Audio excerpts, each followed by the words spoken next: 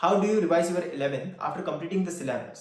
आपकी 12th अप्रैल में start होगी और सिलेबस जनवरी तक पूरा कंप्लीट हो जाएगा और इसलिए आपके पास में फरवरी और मार्च 2 महीने बचते हैं अपनी 11th को रिवाइज करने के लिए।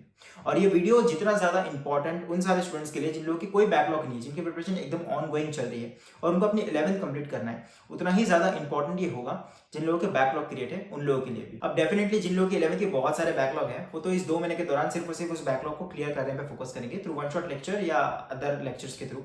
इसके ऊपर में वैसे मैंने डेडिकेटेडली एक स्पेशल वीडियो बना रखी है, बट स्टिल अगर आप सिर्फ और सिर्फ बैकलॉग ही क्लियर करते रह गए इन 2 महीने के दौरान और अगर आपने 11th को बिल्कुल भी रिवाइज नहीं किया तो वो सामने जाकर बहुत ज़्यादा बड़ी प्रॉब्लम क्रिएट कर सकती है। आपको लेक्चर्स के साथ उसे रिवाइज करना है, उसके नोट्स रिवाइज करना है, इलस्ट्रेशन क्वेश्चन सॉल्व करना है। उसके बाद आपको मॉड्यूल या जो भी रेफरेंस बुक है उसी जिस दौरान वो चैप्टर आपके कोचिंग में चल रहा है उसी दौरान आपको वो मॉड्यूल या रेफरेंस बुक भी सॉल्व करनी है। उसी के साथ आपको उस चैप्टर की टेस्ट भी देते जानी है और इस सारे प्रोसेस के अंदर में बहुत ज़्यादा टाइम जाने वाला है। सो आपको अलग से टाइम नहीं मिलेगा 11th को रिवाइज करने के लिए। और मैं आपको इसका इंपॉर्टेंस यहाँ पर समझा दूं कि अगर आप 11th को रिवाइज किए बिना ही अगर अपनी 12th स्टार्ट कर दो, अगर आप सिर्फ बैकलॉग ही क्लियर करते रह गए, जो चैप्टर आपने क्लियर कर रखे अगर आपने उसे रिवाइज नहीं किया और आपने डायरेक्टली 12th स्टार्ट की, तो होगा ये कि जब आपका 12th का सिलेबस भी कंप्लीट हो जाएगा तब आपके पास में इनफ टाइम होगा। लेकिन तब जब आप मॉक टेस्ट दोगे तब होगा ये कि आपके चैप्टर्स तो क्लियर है लेकिन उसके क्वेश्चन सॉल्व नहीं हो रहे और ये जो प्रॉब्लम है इसका सोल्यूशन बैकलॉग क्लियर करने से ज्यादा डिफिकल्ट है। सो इसीलिए जिन लोगों के कोई बैकलॉग नहीं है वो लोग अपनी 11th को किस तरीके से रिवाइज करें और उसी के साथ जिन लोगों के बैकलॉग भी है वो लोग बैकलॉग क्लियर करने के साथ भी अपनी 11th को किस तरीके से रिवाइज कर पाए उसे डिस्कस करते हैं इस वीडियो में। सो स्टेप नंबर 1 इस थ्योरी को किस तरीके से रिवाइज करें। अगर आपने किसी भी एक पर्टिकुलर चैप्टर को अगर आपने कंप्लीट कर रखा है अपनी थ्योरी लेवल, आपने उसके सफिशिएंट क्वेश्चन सॉल्व कर रखे हैं, उसके बाद में वो चैप्टर्स की जितनी भी थ्योरी है वो एक यूजलेस हो जाती है। आपको उसको सामने बार बार रिवाइज नहीं करना पड़ेगा। ऐसा कभी नहीं होगा कि आप एग्जाम के एक हफ्ते पहले या एक महीने पहले उस चैप्टर की थ्योरी रिवाइज करोगे। फॉर एन एग्जाम्पल किसी भी एक चैप्टर के लेट्स अज्यूम आपने सर्कुलर मोशन के सफिशिएंट क्वेश्चन सॉल्व कर रखे तो उसके बाद आपको थ्योरी रिवाइज करने की जरूरत नहीं पड़ेगी या थ्योरी में से देखने की जरूरत नहीं पड़ेगी कि सर्कुलर मोशन के थ्रू जो फोर्स लगता है बिकॉज ऑफ वी वेलोसिटी जो फोर्स लगता है वो अपवर्ड डायरेक्शन में लगता है, उसका मैग्नीट्यूड क्या होता है वो mv²/r होता है। ये सारी चीजें आपको रिवाइज करने की जरूरत नहीं पड़ेगी, बस कुछ चीजें इंपॉर्टेंट होगी उस थ्योरी के अंदर में जिसके हमें शॉर्ट नोट्स बनाने। सो स्टेप 1 यही रहेगी कि वो सारे नोट्स के जो आपने इतनी मोटी मोटी बुक्स के अंदर में बना रखे 15-20 पेजेस के जो आपने नोट्स बना रखे उसको आपको कन्वर्ट करना है शॉर्ट नोट्स के अंदर में जो मैक्स टू मैक्स 3 से 4 पेजेस के होने चाहिए एक चैप्टर के, जिसे बनाने के दौरान आपके पास जितने भी नोट्स है जितनी भी आपको पीडीएफ मिली थी उस लेक्चर की आप उसे पूरा रिवाइज करोगे और उसमें से सिर्फ और सिर्फ आप फॉर्मूलेज और शॉर्ट नोट्स के अंदर में लिखते जाओगे और जो भी इंपॉर्टेंट कंसेप्ट है या जो एक्सेप्शन है जो आपको लगता है कि आप उसे भूल सकते हो आपको बस वही चीजें उसके अंदर में लिखनी है, बस इंपॉर्टेंट चीजें आपको लिखते जानी है। और एक चैप्टर के शॉर्ट नोट्स 3 से 4 पेजेस के नहीं होने चाहिए। ये शॉर्ट नोट्स इसलिए ताकि जब आप सामने किसी चैप्टर के अंदर में अटको बिकॉज ऑफ थ्योरी आपको कोई फॉर्मूला नहीं आ रहा, जैसे कि ग्रेविटेशनल चैप्टर के अंदर में अगर आपको ग्रेविटेशनल पोटेंशियल का फॉर्मूला नहीं आ रहा इनसाइड सॉलिड स्फीयर, जैसे कि वो थोड़ा कॉम्प्लिकेटेड होता है, तो आपको उसके लिए वो इतने बड़े नोट्स खोलने की जरूरत ना पड़े। एक चैप्टर के 3 से 4 पेजेस के शॉर्ट नोट्स हो, आपको बस अपने पूरे इतने बड़े बड़े मोटे नोट्स को या पीडीएफ नोट्स को आपको उस शॉर्ट नोट्स के अंदर में कन्वर्ट करना है जो 3 से 4 पेजेस की होंगी। और ये शॉर्ट नोट्स बनाने के बाद में आपके जितने भी नोट्स है वो सारे यूजलेस हो जाते हैं, आपको इसे कभी रिवाइज करने की जरूरत नहीं पड़ेगी। Before going ahead to point number 2 let me explain something special for you. Distraction कम करने के लिए आपको किसी भी एक स्पेसिफिक प्लेटफॉर्म से जुड़े रहना बहुत ज्यादा जरूरी है एंड दैट्स व्हाई गेट वाला is coming with their amazing batches. Let me explain some of the core features of it. Lecture planner and test planner and topic wise practice sheet will be provided. MCQs, MSQs and NATs type of question aligned with the GATE pattern. Live discussion for the practice sheet and PYQ in quiz format with video solution. The doubt engine plus regular test series will be conducted. Live lecture by the best faculty of India from Monday to Sunday. So let me introduce batches here. GATE Test Series 2024 starting at just ₹299. As a GATE exam date is released starting from 3rd Feb. So to boost your GATE preparation, GATE Test Series is there for you, which has PYQs from 2018 to 2023. पराक्रम GATE 2025 CS NDA जिसका discounted price है 9,999। पराक्रम ESE plus GATE plus PSUs 2025 for all branches और जिसका discounted price है 13,999। श्रेष्ठ GATE 2026 plus PSUs plus placement preparation batch C for computer science जिसका discounted price है 17,999। श्रेष्ठ ESE plus GATE plus PSUs 2026 batch B जिसका डिस्काउंटेड प्राइस है 17,999। पराक्रम GATE 2025 बैच B जिसका डिस्काउंटेड प्राइस है 6,600। And also PW is giving GATE Khazana with 2025 and 26 batches at just ₹399 in which you will get recorded lectures by India's best faculty on PW app. DPP solution will be provided in bilingual. और इन सारे batches को खरीदने के लिए आप मेरा coupon code use कर सकते हो जो आपको स्क्रीन पे दिख रहा होगा। Each batch has its own set of book which you can purchase by using link in the description. Which is specially designed for GATE aspirants with QR codes for video solutions and detailed chapter wise analysis. All the link is in the description, so make sure to check it out. So अभी topic के ऊपर मैं वापस आता हूं। Point number 2 2 ये है कि आपको सॉल्व्ड क्वेश्चन को रिवाइज करना है। सबसे ज्यादा इंपॉर्टेंट रिवीजन होती है सॉल्व्ड क्वेश्चन की। थ्योरी कितना ज्यादा रिवाइज कर रहे हो इस पे डिपेंड नहीं करेगा कि आपके कितने क्वेश्चन सॉल्व होंगे, लेकिन आप सॉल्व्ड क्वेश्चन कितने रिवाइज कर रहे हो इस पे डिपेंड करेगा। और ज्यादातर लोग यहीं पर गड़बड़ करते हैं, जब भी वो रिवाइज कर रहे हैं किसी एक चैप्टर को तो बस उसकी थ्योरी पढ़ते बैठते हैं, और सॉल्व्ड क्वेश्चन को भी अगर वो रिवाइज कर रहे हैं तो उसके सीधा सीधा क्वेश्चन निकालते हैं और देखते हैं क्वेश्चन सॉल्व किस तरीके से किया था। Just because of this habit maximum JEE aspirant की उनकी एक अच्छी खासी प्रिपरेशन होने के बाद भी स्कोर 80-90 से ऊपर नहीं बढ़ रहा था मॉक टेस्ट के अंदर में। सो मैं आपको सॉल्व्ड क्वेश्चन को रिवाइज करने की कंप्लीट प्रोसेस एक्सप्लेन करता हूं। उससे पहले ये बता दूं कि ये इंपॉर्टेंट क्यों है। भले आपके मॉड्यूल या रेफरेंस बुक के अंदर में एक चैप्टर के 150 से 200 क्वेश्चन दे रखे होंगे, लेकिन उसके अंदर में कंसेप्ट या टॉपिक्स होते हैं सिर्फ और सिर्फ 10 से 15। अब उस 15 टॉपिक में से हर एक टॉपिक के 15 क्वेश्चन बनाकर 150 क्वेश्चन बनाए जाते हैं और वो आपके मॉड्यूल और रेफरेंस बुक में दिए जाते हैं ताकि आपकी एक्स्ट्रा प्रैक्टिस हो सके। और डेफिनेटली इन 150 क्वेश्चन को रिवाइज करके उन 150 क्वेश्चंस को दिमाग में रखना पॉसिबल नहीं है। इसलिए इस प्रोसेस के दौरान आपको करना यह है कि जो आप 150 क्वेश्चन को रिवाइज करोगे उसे आप वो जो 15 टॉपिक्स है उसके अंदर में डिवाइड करोगे और आप उस 15 टॉपिक को दिमाग में रखोगे और ये ध्यान में रखोगे कि उस टॉपिक के ऊपर में किस टाइप के क्वेश्चंस बनाए जाते हैं और इसे सॉल्व कैसे करना है। फॉर एग्जांपल जैसे ही आप सॉल्व क्वेश्चन को सामने निकालते हो आपको उसके सॉल्यूशन नहीं देखने,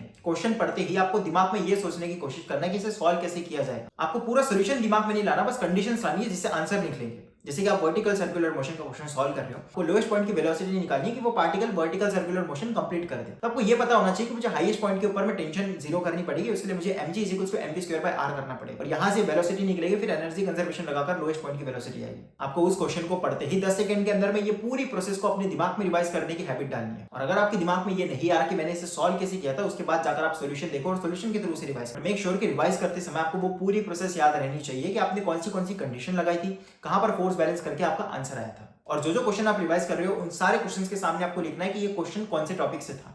जब आप इस तरीके से 150 क्वेश्चंस को रिवाइज करोगे तो आपके दिमाग में हर एक क्वेश्चन की प्रोसेस फिट हो जाएगी कि इस क्वेश्चन को इस तरीके से सॉल्व किया जाता है। अब जैसे कि मैंने आपको बताया एक टॉपिक के ऊपर में 10-15 क्वेश्चंस बनाकर दे दिए जाते हैं। जब आप उस 10-15 क्वेश्चंस को अलग अलग रिवाइज करोगे, अलग अलग टाइप के क्वेश्चंस को रिवाइज करोगे उस सेम टॉपिक के ऊपर में, तब वो प्रोसेस, वो टॉपिक और उस टॉपिक के वैरायटी क्वेश्चंस आने वाले आपके दिमाग में प्रिंट हो जाएंगे। आपकी पूरी रिवीजन बहुत ज्यादा शॉर्ट हो जाएगी। आपको बस शॉर्ट नोट्स के थ्रू थ्योरी में भी आपको सिर्फ फॉर्मूले याद रखने जो 3 से 4 पेजेस के होंगे, और जब आप उस चैप्टर को फिर से रिवाइज करोगे तब आपको उस 150 क्वेश्चंस में से बस आपको दिमाग में ये प्रोसेस चलानी कि इस क्वेश्चन को सॉल्व कैसे करें। तब आपकी पूरी रिवीजन बहुत ज्यादा शॉर्ट हो जाएगी।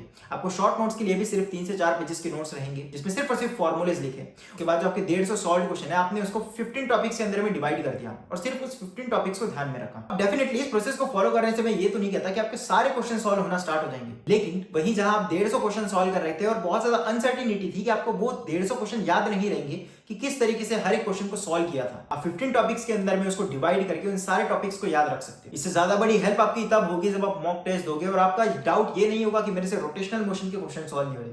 आपको टॉपिक वाइज पता रहेगा कि मेरे से प्योर रोलिंग के क्वेश्चन सॉल्व नहीं हो रहे। तो आप स्पेसिफिकली प्योर रोलिंग चैप्टर को निकालोगे, उसके जो आपके 10 से 15 सॉल्व क्वेश्चंस थे जो आपने पहले से ही डिवाइड कर रखे थे, आप सिर्फ उन 10 चैप्टर क्वेश्चंस को रिवाइज करोगे और उसके थ्रू आपका पूरा प्योर रोलिंग रिवाइज हो जाएगा और आपको पूरा रोटेशनल मोशन 2 से 3 दिन लगाकर रिवाइज करने की जरूरत नहीं पड़ेगी। एंड माइंड माय वर्ड, अगर आप अब भी इस तरीके से अपने 11th के चैप्टर को रिवाइज नहीं कर रहे तो एग्जाम के 1 महीने पहले भी आपके पास में टोटल नियरली 90 चैप्टर्स होंगे और उन 90 चैप्टर्स को इस तरीके से रिवाइज करना बिल्कुल पॉसिबल नहीं है कि आप पहले इतनी मोटी मोटी थ्योरी पढ़ो, सारे पीडीएफ रिवाइज करो, उसके बाद में आपके पास में एक जगह पर कोई भी फॉर्मूला लिखा नहीं है, आपको परफेक्टली नहीं पता कि सॉलिड स्फीयर का फॉर्मूला आपको कौन से स्लाइड में मिलेगा। उसके बाद आपको 150 क्वेश्चन को भी रिवाइज करना है जिसकी भी आपके पास में कोई स्ट्रक्चर नहीं है, पूरे 150 क्वेश्चन को रिवाइज करना पड़ेगा। कोई एक पर्टिकुलर टॉपिक का क्वेश्चन आपसे सॉल्व नहीं हो रहा है, जैसे प्योर रोलिंग का, तो आपको नहीं पता प्योर रोलिंग का क्वेश्चन कौन से नंबर के ऊपर में दिया था, तो आपको पूरा चैप्टर रिवाइज करना पड़ेगा। ये प्रोसेस बहुत ज्यादा हेक्टिक हो जाती है और one of the major reason ये होता है कि ज्यादातर लोगों का स्कोर 80 से 90 पे आकर अटक जाता है मॉक टेस्ट के अंदर। तो अब आ जाते हैं जिन लोगों के बिल्कुल बैकलॉग क्रिएट नहीं है, वो लोग किस तरीके से इस 2 महीने को प्रॉपर्ली यूटिलाइज करके अपनी रिवीजन करें और चैप्टर्स को और ज्यादा स्ट्रॉन्ग करें। सबसे पहले आपके पास में पूरी लिस्ट होनी चाहिए सारे चैप्टर्स की कि कितने चैप्टर्स आपके 11th स्टैंडर्ड के अंदर में थे। अब आपको 3 सेक्शंस के अंदर में उसको डिवाइड करना है, स्ट्रॉन्ग, मीडियम एंड वीक। अभी जो पूरी प्रोसेस मैंने एक्सप्लेन की उसी तरीके से आपको हर एक चैप्टर को रिवाइज करते जाना है, भले वो चैप्टर आपका स्ट्रॉन्ग हो, वीक हो या मीडियम हो। लेकिन जब आप रिवीजन के साथ में और ज्यादा नए क्वेश्चन सॉल्व करोगे तब आपको स्टार्ट करना है वीक चैप्टर से। आपको लेवल 1 के क्वेश्चन उठाने हैं और जिस तरीके से मैंने आपको टॉपिक वाइज बताया वो टॉपिक वाइज क्वेश्चंस को ध्यान रखते हुए आपको उन सारे क्वेश्चंस को सॉल्व करना है। मैं आपको एक बहुत ज्यादा एक प्रैक्टिकल वे में विद एग्जांपल आपको एक सेट सॉल्व करके दिखाऊंगा कि किस तरीके से आपको क्वेश्चंस को सॉल्व करना चाहिए रेफरेंस बुक या मॉड्यूल में, किस तरीके से उसे प्रॉपर्ली एनालाइज करना चाहिए। मैं आपको प्रॉपर प्रैक्टिकल वे में क्वेश्चंस को किस तरीके से सॉल्व करते हैं एक चैप्टर का एग्जांपल लेकर आपको मैं सॉल्व करके दिखाऊंगा कि किस तरीके से एक चैप्टर के क्वेश्चन को सॉल्व किया जाता है ताकि आप उसको प्रॉपर्ली एनालाइज कर पाओ। एग्जैक्टली उसका डेटा किस तरीके से आप लिखोगे होगे, जिससे वो चैप्टर आपका इस तरीके से प्रिपेयर हो कि आप उसके previous year questions 80 to 90% solve कर पाओ। आपको इसी प्रोसेस के थ्रू सारे चैप्टर्स को रिवाइज करना है, लेकिन जब आप क्वेश्चन सॉल्व करोगे तब आपको सबसे पहले वीक चैप्टर से स्टार्ट करना है। आपको लेवल 1 के क्वेश्चन सॉल्व करना है और एक्जैक्टली उसको टॉपिक वाइज डिवाइड करते जाना है और प्रीवियस ईयर क्वेश्चन को उसके बाद सॉल्व करना है कि किस टॉपिक से सबसे ज्यादा क्वेश्चन आ रहे हैं और टॉपिक वाइज उसके क्वेश्चन सॉल्व करते जाना है। स्टार्ट आप वीक चैप्टर से करोगे, उसके बाद मीडियम और उसके बाद स्ट्रॉन्ग। मेन एजेंडा हमारा ये होना चाहिए कि हम वीक चैप्टर्स को मीडियम में ले जाए और मीडियम चैप्टर्स को स्ट्रॉन्ग में ले जाए। अगर आप इस पूरे प्रोसेस को 2 महीने के अंदर फॉलो करते हो तो आपकी 11th एक बहुत ज्यादा अच्छे स्टैंडर्ड के ऊपर में प्रिपेयर हो चुकी होगी और जब आप फाइनली 12th के अंदर में मॉक टेस्ट दोगे तब आपके 11th की जब फुल सिलेबस मॉक टेस्ट होगी तो डेफिनेटली आपको स्कोर 150 प्लस होगा, जिससे आपको एक बहुत अच्छा कॉन्फिडेंस आएगा कि मेरी 11th इतनी भी ज्यादा वेस्ट नहीं है, मैंने एक बहुत अच्छे लेवल के ऊपर में 11th कर रखी है। जिन लोगों के बैकलॉग क्रिएट है वो लोग किस तरीके से चैप्टर रिवाइज करें, तो आपको भी प्रॉपर्ली एक टेबल बनाकर रखना है कि कितने चैप्टर्स मुझे 11th स्टैंडर्ड के अंदर में थे, अब उसमें से कितने चैप्टर्स मैंने क्लियर कर रखे और कितने मेरे बैकलॉग के अंदर में। अब जो चैप्टर्स बैकलॉग में उसे तो आप वन शॉट या बाकी लेक्चर्स के थ्रू कवर करते रहो, लेकिन जितने चैप्टर्स आपने क्लियर कर दिए उन चैप्टर्स को ये सेम प्रोसेस फॉलो करके उसे रिवाइज करना स्टार्ट करो। उसके बाद ये एनालाइज करने का ट्राई करो कि वो चैप्टर स्ट्रॉन्ग है, वीक है या मीडियम है, मेरे से कितने परसेंट क्वेश्चन उसके सॉल्व होते हैं। And as per this data आपको नए क्वेश्चन सॉल्व करना स्टार्ट करना है ताकि वो चैप्टर आपका वीक से मीडियम में जाए, मीडियम से स्ट्रॉन्ग में जाए। बट मेक श्योर भले आपका कितना ही ज्यादा बैकलॉग हो, अगर आप चैप्टर रिवाइज नहीं करोगे तो 12th में बिल्कुल समय नहीं मिलेगा और होगा ये जितने आपने मेहनत इस 2 महीने 3 महीने के दौरान लगाई है बैकलॉग क्लियर करने पे, वो चैप्टर फिर से आपके बैकलॉग में ही रहेंगे क्योंकि क्वेश्चन तो सॉल्व हो ही नहीं रहे। और जिन लोगों का 11th का बिल्कुल बैकलॉग नहीं है, जो लोग 11th स्ट्रॉन्ग करने पे लगाएंगे आने वाले 2 महीने, उन लोगों ने डेफिनेटली 11th की थोड़ी प्रिपरेशन स्टार्ट करनी चाहिए। इसके ऊपर में वैसे मैंने एक स्पेसिफिक वीडियो बना रखा है और इसी के साथ मेक श्योर कि आपके जितने परसेंट चैप्टर्स बैकलॉग में आप वो नीचे कमेंट सेक्शन में लिखोगे। And for free valuable module and resource you can join my Telegram channel, जिसकी लिंक आपको नीचे डिस्क्रिप्शन में मिल जाएगी। So this is Ziraj, student at IIT Madras, signing off, and make sure to check it out all the amazing batches of GATE 1.